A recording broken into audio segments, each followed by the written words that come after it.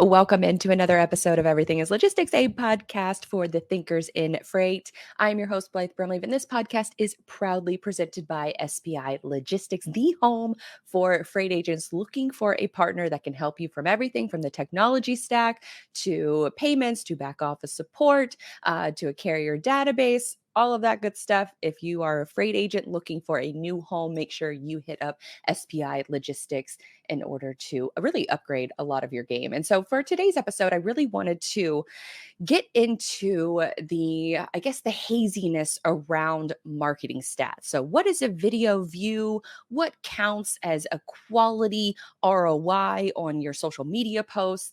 And really talking about the context around those marketing stats and how you can present them to both your audience, whether you're or the executive team, whether you are working on creating content yourself, whether you're sponsoring content, creating ads. There's a lot of haziness around what is a view, what counts as a view, and so we're going to clarify a lot of those different myths in today's show, so you can accurately understand your own stats, so then you can confidently communicate those to the rest of your team and to the people who you are reporting to. And then a little bit later on in today's episode, I'm going to get into what to do when your company is downsizing. As a marketer, we're typically used to having a role and then having marketing functionality thrown right on top of it. At least that was my experience working at a 3PL and a 4PL. And so for the majority of companies in the freight space, you are dealing with one person marketing teams. And if you're lucky enough to have more people on that team, it's a tight market. I don't have to tell any of you that, but what to do if your company is not necessarily, I mean, I could talk about if a company is closing because I've been experienced that before. It's not fun.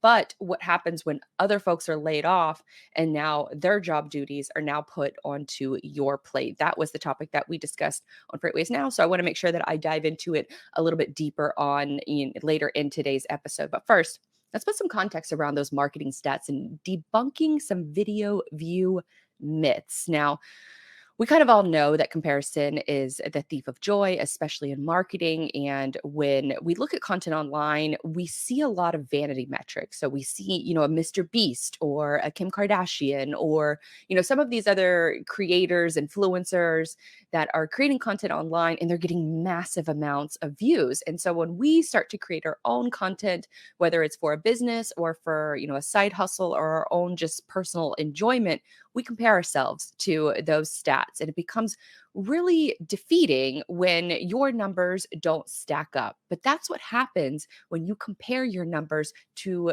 pointless vanity metrics. I use this example quite often in that if you were going to be hosting a video like this, if you were going to be hosting a podcast, and I could guarantee you 12,000 views from a wide range of people, or 20 views from your target audience, I would be willing to bet that the majority of you would choose those 20 people from your target audience in order to create that content for. So that's sort of the first thing I want to sort of lay the foundation for this segment, is that we are going to be focusing on the data that matters. And this conversation really sort of came to light earlier this week when I posted about my own podcasting journey, how, early in the early days, I would say probably the first 8 months of this show, back when I started, it was still called the Digital Dispatch Podcast. We hadn't changed the name to Everything is Logistics.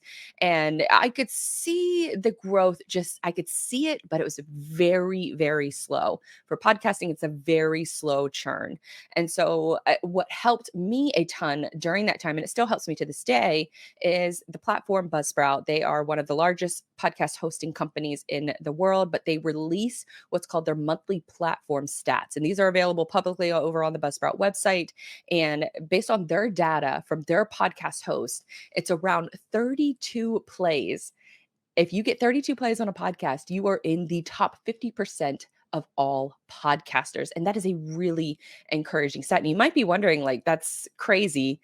32 plays, that doesn't sound sustainable. But back to my earlier point, would you rather have 12,000 views from someone who probably is not going to buy from you, or would you rather 20 views from your target audience. And so for podcasting in particular, it is a very initial slow growth before you ever experience that hockey stick growth.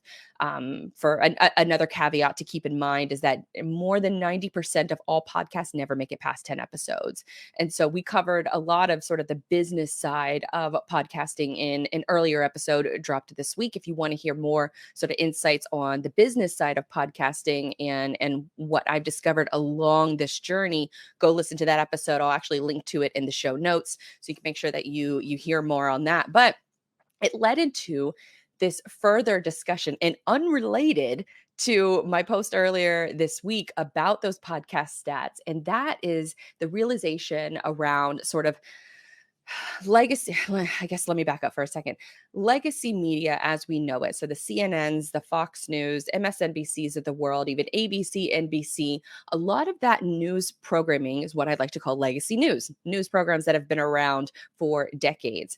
They are facing a massive drop in audience numbers, and this has been trending this way for quite some time. Over the last couple of few months, we've seen the top talent at MSNBC, Rachel Maddow. She left, or I think, yeah, it's MSNBC that she left her primetime radio slot or broadcast spot, and she left that network. Then we also have, he's not really comparison to these other two folks, but we have Don Lemon, who was fired from CNN. I think the head of CNN was also let go this week, or he's going to be stepping down. So major shakeups over at CNN. And then, of course, we have, Fox News with Tucker Carlson on the outs. And he actually joined Twitter and is joining Twitter to start up his own show and to go not fully independent, but more independent or not independent at all, really. He's just going to a new media platform, a new media ecosystem. And so he's leaving the legacy news, the 8 p.m. primetime news slot, and he's going over to Twitter in order to debut his show. Well, he debuted his show this week. And last I checked, it was a few hours ago, he has close to 78 million views on his first episode over on Twitter. And so it sparks up. There's Tucker Carlson. I'm no fan. I do like to watch media personalities make moves because I like watching the business aspect of media. So I can, sort of pull out a couple different examples so it would help in anybody, really mine or anybody else's who is creating content. It can help you along in that journey to try to figure out why they're making these decisions that they're making. Well, because of that large number, that 78 million number, there are a lot of, and Twitter being Twitter, it's a lot of people on that platform who are not happy that he has that many views on his very first episode. And so it brought up a lot of conversation around, well, what technically is a view on Twitter? And did you know that a view to be counted on Twitter only takes 2 seconds, and you could just be scrolling through the feed, not intentionally watching it, not hitting play, not listening to the audio. The audio can be off, and that can still count as a view, which is remarkable if you think about it. So there was actually there were other stats too, or other insight that I wanted to bring up really quick, because we've never really heard from any CEOs or out of any of the social media platforms. We've never really heard how they calculate these things, how they calculate video views, time spent on page. Why don't we get stats, for video completions, things like that? We don't really get those on any platform, on YouTube, on Instagram, on Facebook. None of these platforms provide that. And the reasoning and the theories behind why they don't provide that is because they want their advertisers to see that $78 million number, and they want them to think that many people are actively engaging. So it's passive. It could be passive viewing versus engaged viewing. And so that's where the waters start to get a little muddy. But one insight that I thought was really interesting, and I'm going to share my screen here, but it is with the CEO of Twitter, bringing in another controversial person. Elon Musk was able to share his insight into how these views are counted. And so on the screen, what you'll see right here I think my screen just blacked out. So I'm going to remove that. We're going to re-add it back. But basically, on this, it's a Twitter thread that Elon was commenting on. And he was commenting on the fact that for these views to be counted, and I'm just going to read it because it's probably not going to show up on the screen right here. But Elon says, and he's replying to someone else who is sort of gloating about their view counts for videos on Twitter and kind of proclaiming that it's a huge win for free speech, absolute game changer, yada yada.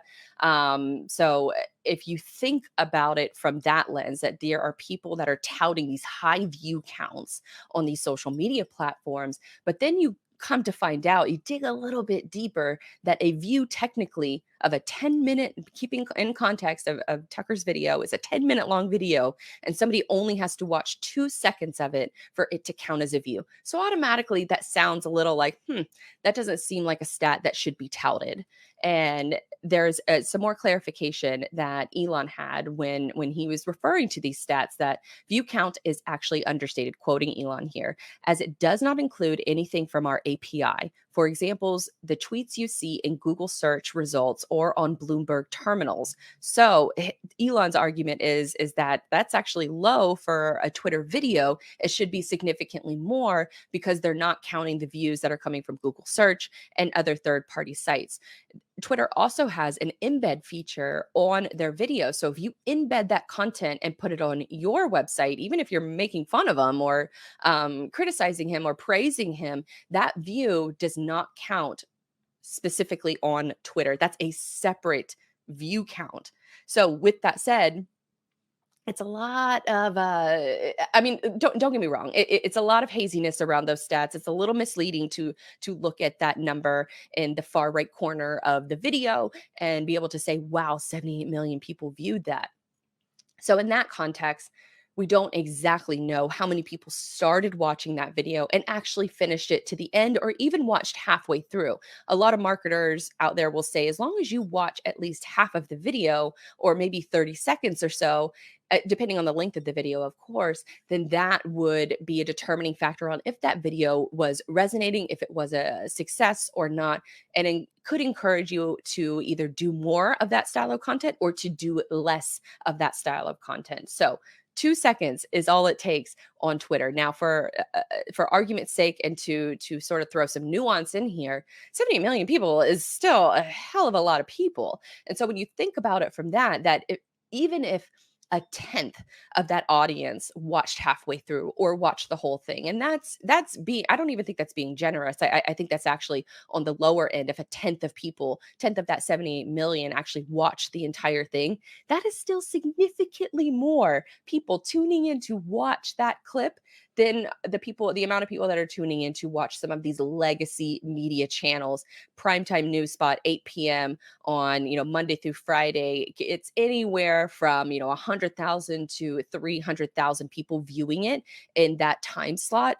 And that's also a time slot where we don't exactly know if somebody is watching intently, sitting in front of the television. If they're off doing their own thing, maybe it's playing in the background and they're cooking dinner or something. So all of those caveats we don't know exist in legacy media as well. I just thought that was really interesting to see some of this start to come to light as to what counts as a video view and what doesn't. So with Elon kind of shining a light on the fact that yes, those count as views after only 2 seconds, but there are factors where the view count could actually be not suppressed, but not counted in full, where the full picture is being shown. So that's what we're kind of, that's the goal of my conversation today, is to be able to give you that perspective so that you can understand, is your content resonating? Is it actually something that people would resonate with and make a call to action from? Share it with a friend, share it with a colleague, bookmark it to watch it later. Maybe they're not in a buying cycle right now,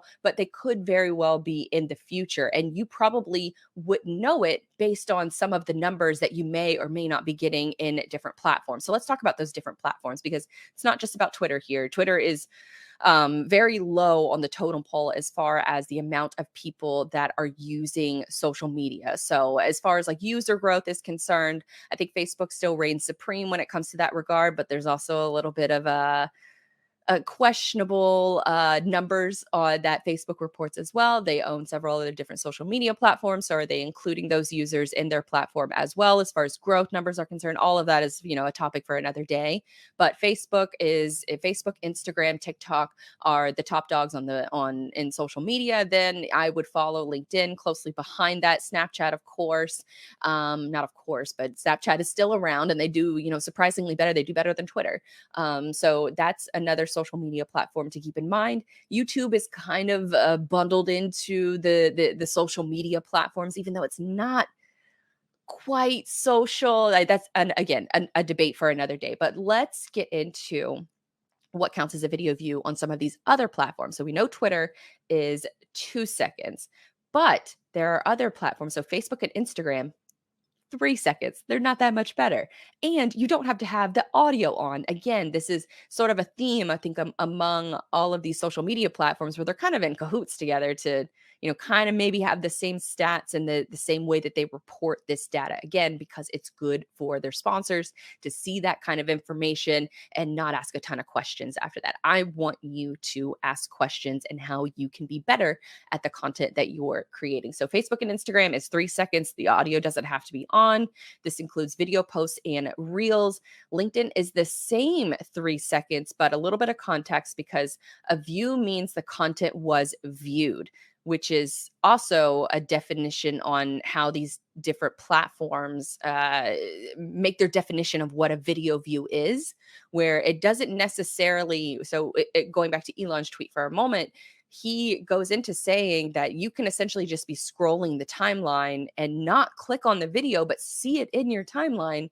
And if you watched it for 2 seconds or more, by accident, whatever, it's going to count as a video view. So that's something to keep in mind. Now, LinkedIn, the way that they classify a video view, it means the content was viewed. For videos, the count happens only after 3 seconds. So we can't be sure if it was a meaningful view. In other words, did you really glance at a specific ad on the newspaper page, but probably not long enough to take it in properly? That comes from a LinkedIn representative. Now, this was a couple years ago, so that may have changed. I do not think it has, though. Another way that LinkedIn measures engagement on posts, especially because we know that they take other types of posts, text-based, image-based. It's not just about videos on that platform. So another metric that they use to gauge is on a text-based post that you will see the first intro segment, and then there's a read more. If you click on that read more, that is a signal to LinkedIn that your content is worthy of being shown to more people because they are interested in seeing more. So they're going to show that content to more people. So that's another caveat to keep in mind. So we talked about podcast numbers, 32 plays on an episode. You are already in the top 50% of all podcasts, which is crazy. So all of this is to say that you need context when it comes to social media stats and the numbers that they quote unquote represent. So whether you are creating content yourself, if you're sponsoring content, if you're creating ads around it, you need to be realistic as to what this content is providing. And the goal of any content plan should be to have it be digested, to have it resonate with people. Are people listening to it? Are they watching it? Are they sharing it with other people? Are they coming to your website and are they converting to become a lead? That it's a lot whenever you think about the fact that you're always going to get, well, what's the ROI question? And with marketing, it really, it's probably one of the more annoying questions that you get asked, because that people just want a singular line of create this blog content, and then you can measure the ROI and you can measure it in an exact straight line. Marketing doesn't work that way. It's very similar to like going to the gym. If you're trying to get in shape and you have a goal in mind, are you really going to be able to attribute that goal of losing 20 pounds to a specific bicep curl that you made 3 months ago? You're not going to be able to do that. It's impossible. That's what it's like for a marketer that is making content in any space, but especially in freight and logistics, because we are dealing with the fact that a lot of marketers are solo teams. They probably have another role and then marketing was just dumped on top of them, or there are were part of a team, and now that team has been slimmed down because of the economy, because of the way that the market is going. So, but as a soloist, as a marketer, as a small team, it's your job to still understand what's driving revenue. It's your job to still make sure that you can make sense of why you created this piece of content and what you hope that end goal is going to be. And so, understanding what really counts as a video view, what really counts as engaged video views on your content is really going to help you explain to others, explain to the executive team, explain to some of the leaders within your company, and even to yourself or to potential sponsors out there to better understand what's happening with the content that you're spending so much hard-earned time and money on creating. So as long as you have that perspective, then it helps to make sense of everything else that you're doing in your marketing. Now, with all that to say, what to do as a marketer whenever the company is closing or downsizing, not necessarily closing because you're not going to have any marketing if the company is closing. But if it's downsizing, then it's a situation where you have more responsibility on your plate. And so I was sent in this question. And this is a question that we covered pretty in depth on Freightwaves Now, if you were able to catch that. So I'm gonna not rehash, but I'm gonna go a little bit more in depth with a lot of that content that we talked about earlier. And so that question is, what are your go-to marketing strategies and which do you let fall by the wayside when time is of the essence and you can't do everything you want to do because your job description just got a lot longer because of layoffs and you're doing someone else's job now too? I can feel a lot of I guess personal stress and anxiety in that question. I think, I can speak for some of us when I say that, a lot of us have been in that exact situation, and it's not fun. It's not fun to see your coworkers get let go. It's not fun to be part of a company who is downsizing or closing altogether. I've been a part of both. It's not fun at all. It's life changing, especially when the company closes. It's a pivot in the road that you have to make a decision on.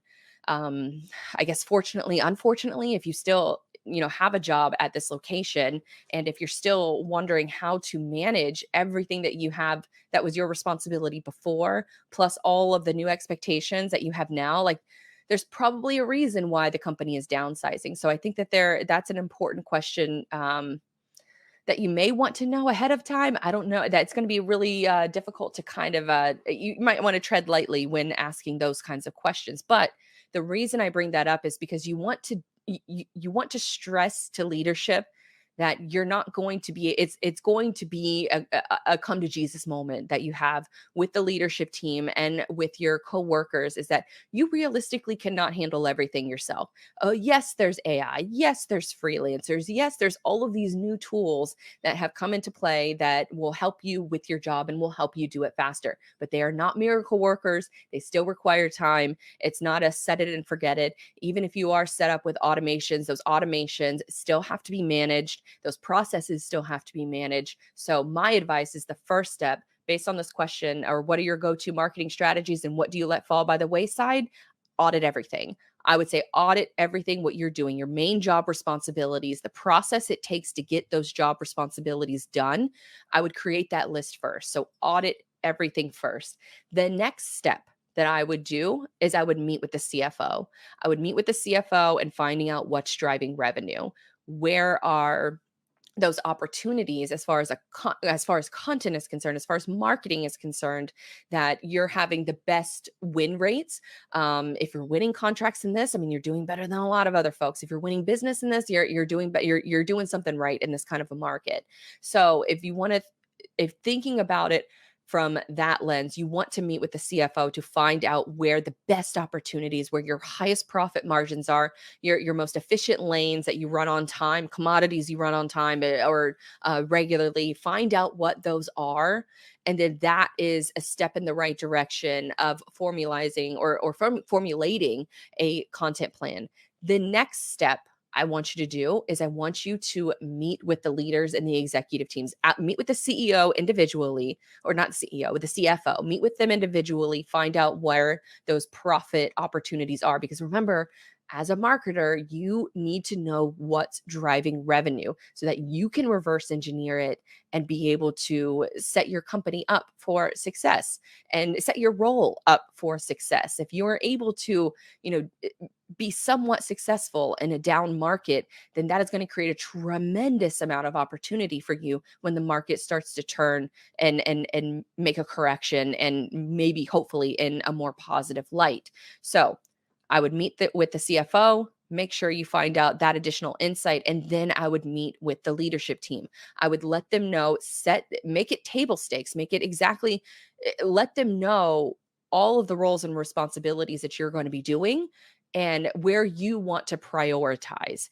And the reason I say where you want to prioritize is because there needs to be realistic expectations within the leadership team that you're not going to be able to do everything, because if you're trying to do your job and other people's jobs at the same time, you're going to be inefficient somewhere. And so it needs to sort of, take in all of these tasks that everybody was doing, including yourself, and then you need to reprioritize. And leadership needs to be involved in that decision making process.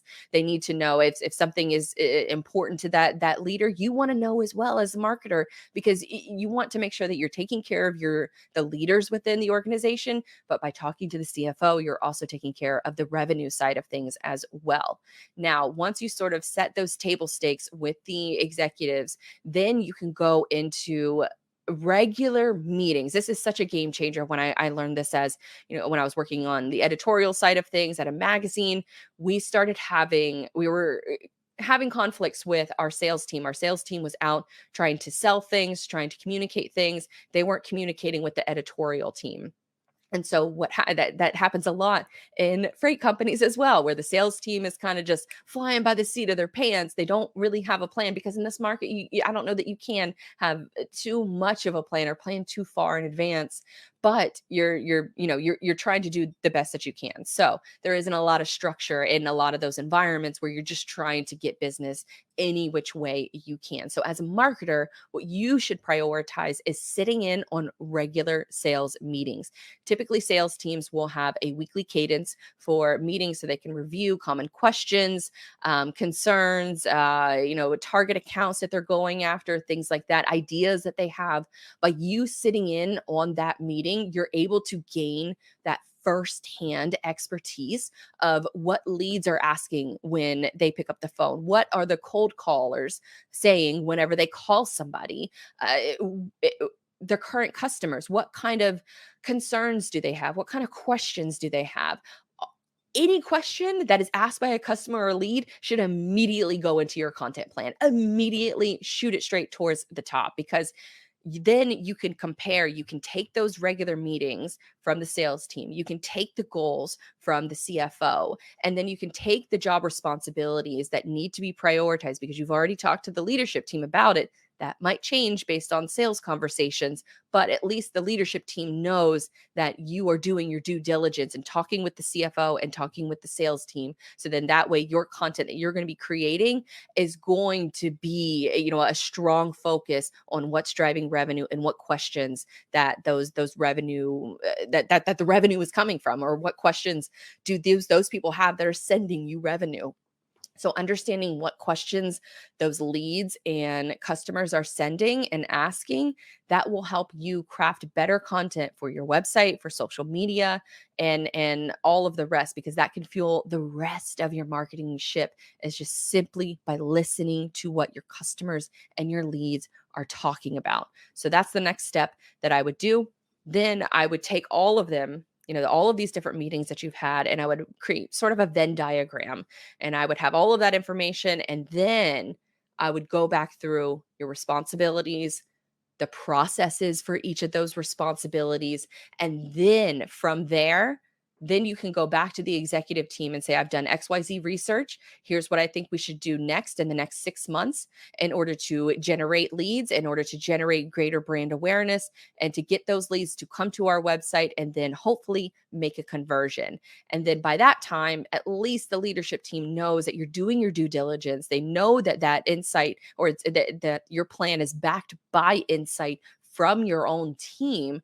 And so then that way they're more willing to give you a budget to maybe hire some affordable freelancers to purchase that new AI tool that could be of really good use. One site I did want to bring up, if my screen won't crash again like it did before, is I want to bring up this site called Future Tools.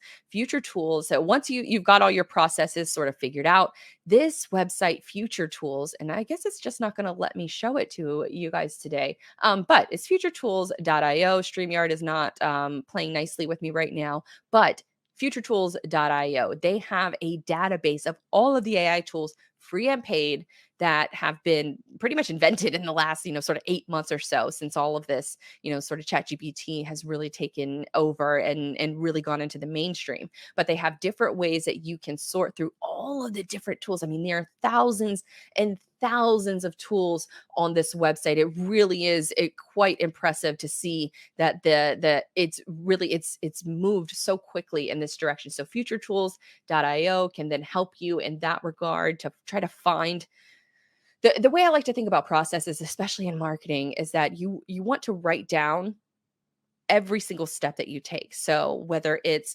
storing ideas, writing ideas, video ideas, the editing process, the distribution process, because if you're creating content, the distribution plan, where you're sending that content, the social media channels, email, advertising, you want to have that in mind first. Because if you have the idea of where that content is going to end up, then it will help you in the creation process to reverse engineer what content is going to work best. Because if you spent any time in social media, you know that the same content that works on LinkedIn is not the same content that works on Instagram.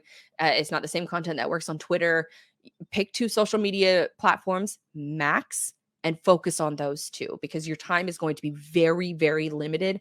I would even say that if you're a soloist, focusing on 2 different social media platforms is going to be challenging, frankly. So if you want to really kind of hone in and focus on where the best opportunity is, and when I say the best opportunity, I mean the platforms and the channels that where your target audience is hanging out and where you get the most bang for your organic buck. And when I say organic, I'm referring to organic versus paid. If you're doing advertising, that's a separate conversation that deserves an entire show all into itself. But if you're doing organic, there are only certain platforms right now that exist where if you create content for that platform organically, you will have the chance of having a greater reach. So, Facebook is kind of under a recent revolution. I don't want to call it a revolution. I take that word back. I guess maybe a resurgence is maybe the correct way of saying it. But Facebook is started to prioritize creators again. They used to in their early days, and then they got so many users that's when algorithms come into play, because so many users create a lot more content. And Facebook wants to show you the content that's going to keep you on the platform longer. So that's where the essence of algorithms exist. An algorithm is a way to show you the content that they think that you will like the most. So Facebook shut down that reach, I would say, probably in the mid 2000s, the infamous pivot to video that a lot of companies did that sort of bankrupted a lot of companies, Tasty Videos, BuzzFeed News, things like that, that really handicapped a lot of their content creation, because Facebook enticed all of these publishers and these creators to come to their platform to create content there, and then they shut their reach off. So they put all their eggs in the Facebook basket, and Facebook said, all right, we have your content now. That's all we really wanted you for. So good luck to you. And they shut down their reach. So if meaning that if you say have a Facebook page, you got, I don't know, 1,000, 10,000 followers that are on that page, they just shut down. If you were to make a post on that page to your audience, they would just shut down that reach, and they would require you to pay for an advertisement in order to reach the same audience that you spent so much time and energy building. So that was back in the day. Now I am hearing over the last sort of 5 or 6 months, probably because of declining user growth, that Facebook has started to kind of add a little bit more fuel to the fire of creators that are on their platform. So you are getting a little bit more of a bump in your content if you're publishing to Facebook. But hands down, best organic reach, if you were to invest your time, anyone in freight can tell you it's LinkedIn. LinkedIn far and away. That's where the shippers are hanging out. It's where the executives are hanging out. It's where the brokers and the carriers and the business owners are hanging out. So LinkedIn first and foremost. Now, if you're trying to recruit drivers, maybe in this time I would imagine that a lot of companies are always trying to recruit good drivers. And so those good drivers are going to be really hard to come by. So maybe for recruiting purposes, Facebook is the perfect place for you. Could be worth an experiment. But LinkedIn is, I would say, number one. I would say number two is still TikTok, because the chance to go viral on that platform is much greater than any other platform. And then I would say YouTube Shorts. YouTube is another one of those platforms that is desperately trying to compete against the behemoth that is TikTok as far as user attention is concerned. They've been pushing YouTube Shorts a lot. And so when you think about it from a YouTube angle, if you're already creating long form content in the form of a podcast or videos that are 20 minutes or longer, you might want to think about putting them up on YouTube and then using a tool like Opus Clips, where you can plug in a YouTube URL and it'll be able to find and cut different social media clips for you, and you can send it right to YouTube Shorts. I like the Shorts to YouTube angle because it does what TikTok can't do and send that short form content viewer to your long form content. It's very, very difficult to do that, even if you do go viral on TikTok. If you have one of those short form clips and it does really well, the viewership for that, or the the transition for folks to be on TikTok, to leave TikTok and then go to YouTube, or then go to your podcast to listen to, it's very slim. Infamously, Instagram, I think their conversion rate on their stories is less than 1%.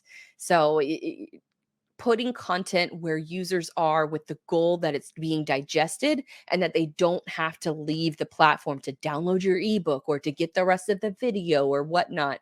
Let the content speak for itself, and then do direct uploads to those social channels.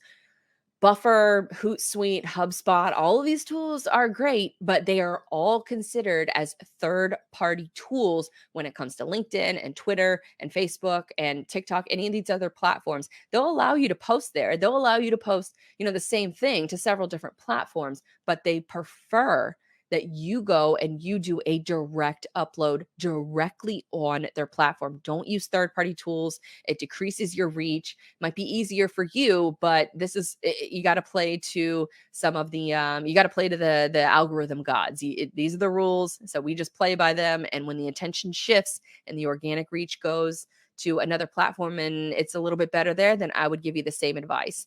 The only good thing from this is that you might feel like, oh, well, this is so exhausting. Why do I want to focus on all of these different social media channels? Don't focus on all of them. Focus on one or two. And then when you get really good at one, move on to the next. And then if something happens where that app gets shut down, or that app, the organic reach is dwindling and falls off of a cliff, then you can use the same skills that you built building that profile on that account. You can move it to wherever the attention has moved to. For a little while, the attention moved for a very brief little while, it moved from TikTok to the platform Be Real. I don't even know of anybody who's using Be Real anymore, but that was one that, had an organic reach for 4 months, and that's maybe being a little generous, but now it's plummeted again. So when you think about what these behemoths of the apps that still exist, they can kind of turn it on and turn it off as far as access and organic reach is concerned. But if you are just looking to cut straight to the chase, reach your target market and not get overwhelmed, just make content that works well on LinkedIn. And the thing with LinkedIn is that you can do video, you can do text, you can do image-based posts. But the only way you're going to learn of what's resonating is to just keep doing it and listen to your customers, listen to your prospects, understand what questions they're asking, then create content that answers those questions with the goal that it is going to be digested on that platform. Remember this. If you remember any sort of key stat from this show, remember that 95% of people are not in an active buying cycle.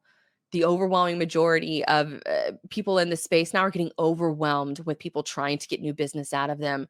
Cold calling is, I don't know who answers cold calls. I don't, but I also don't have a desk phone. So that could be a very good reason why I don't get a lot of cold calls. But even like cold emails or, sales pitches in my LinkedIn DMs, I don't read them. I don't care.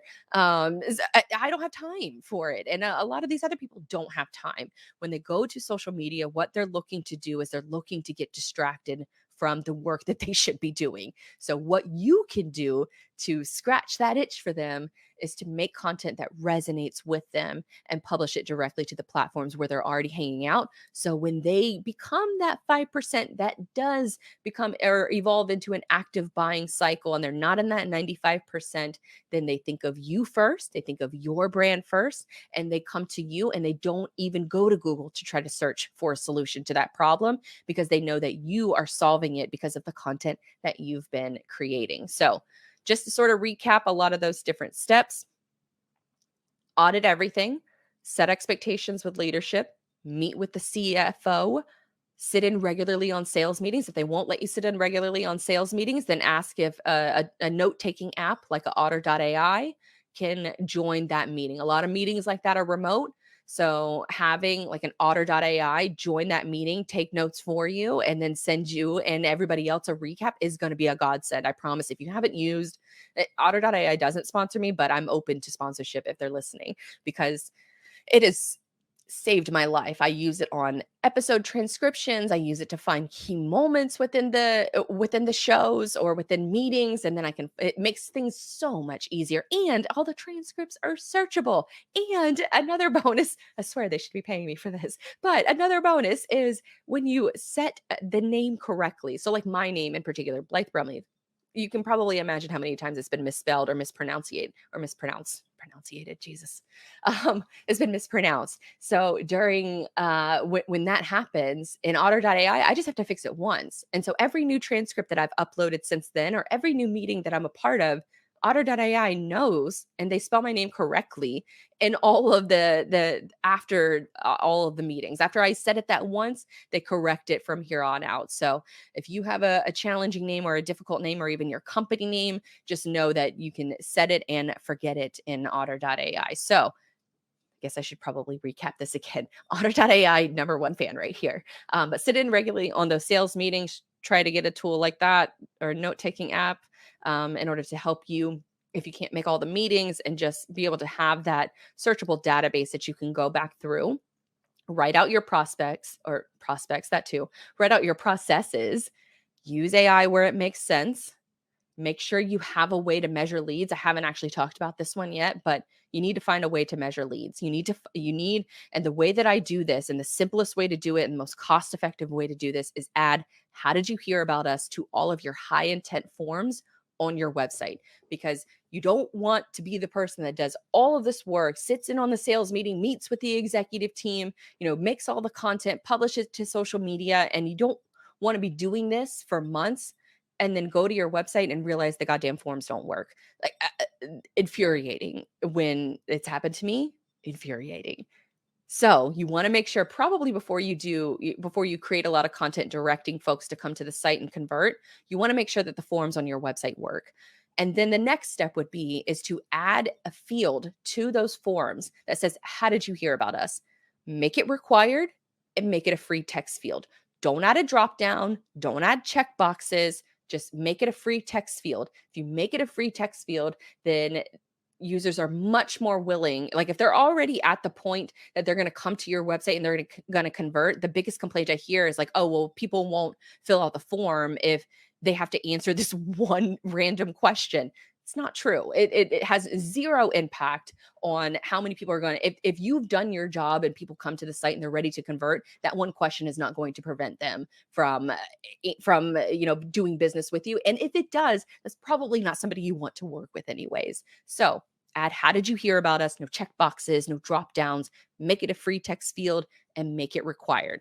That gives you the most insight that you could ever imagine. I have it installed on all of my sites. I have it installed on my client sites. You would not believe the kind of feedback that we get on those forms. One trucking company in particular that we asked this question on the driver applicant forms, and we get answers like, I met so and so driver at a rest stop.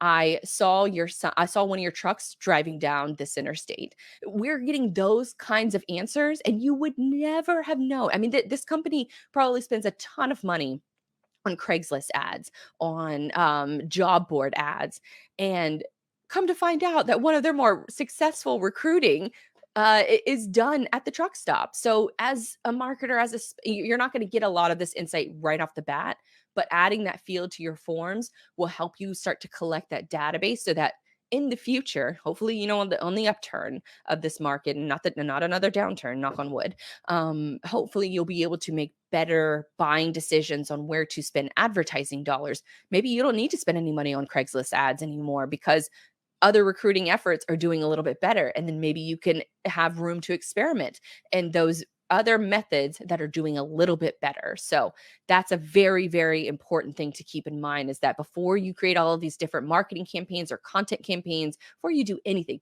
make sure that you have some way to measure that lead conversion that's coming through on the website. So then that way, when those leads do convert, what's resonating the most. It could be one salesperson that's really knocking it out of the park and that's actively publishing to LinkedIn or to Twitter or to random like Reddit or Facebook groups.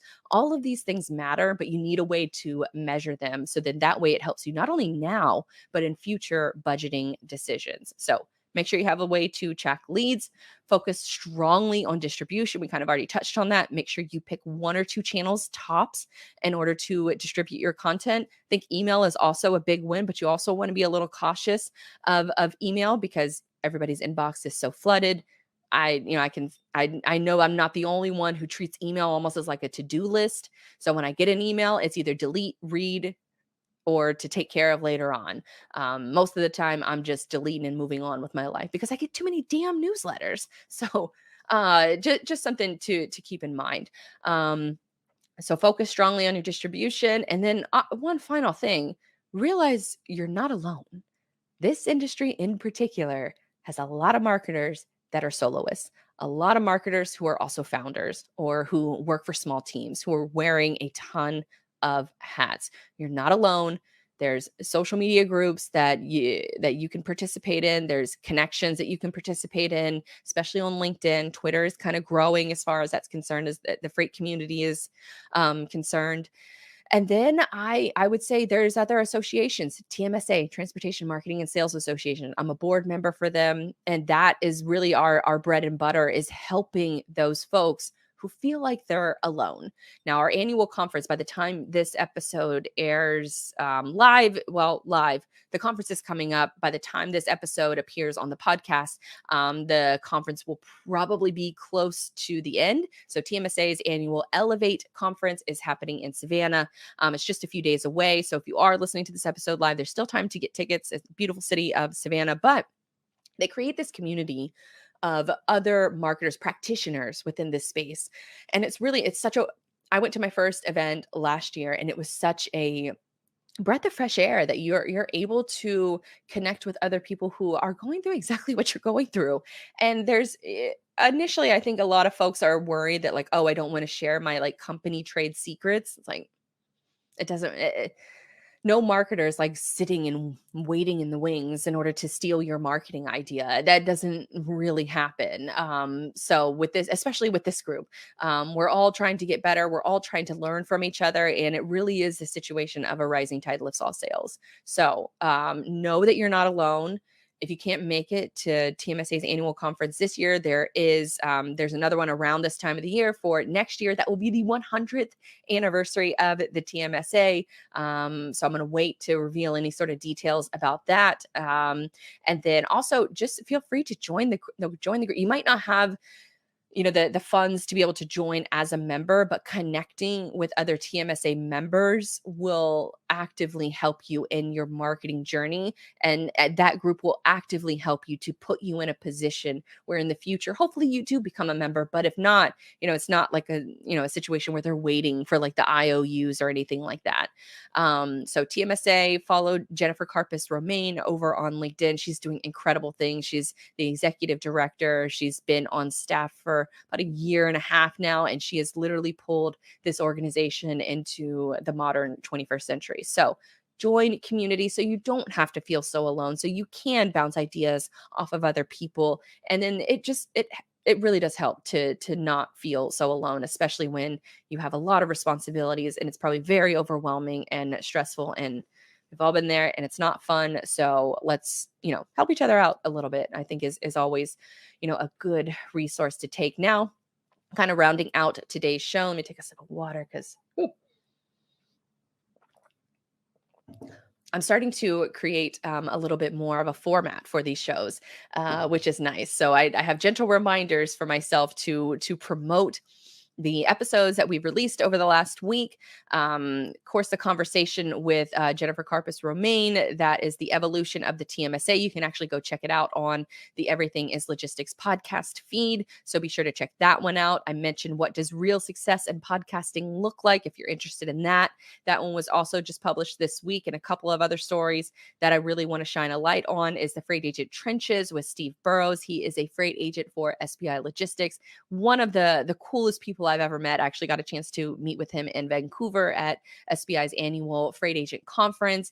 He is a character. His whole family is lovely, and they thrive on running their freight agent business as the family. If you want to work for his company, you better marry into it. And he says it on that episode. It's a really interesting episode. So be sure to check that one out. And then last but not least, the relationship between venture capital and logistics with Autotech Ventures.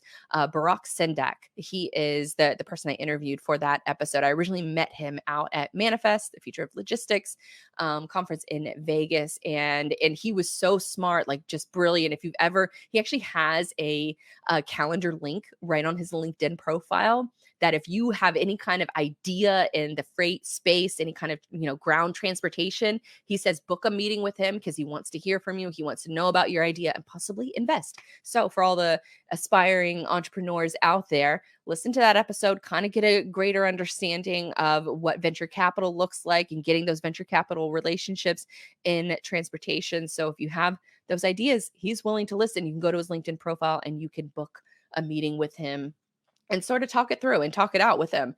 So great guy, really love chatting with him. So I think you'll enjoy all of those episodes. So you got your weekend listening marching orders, I guess is the right phrase to say for that.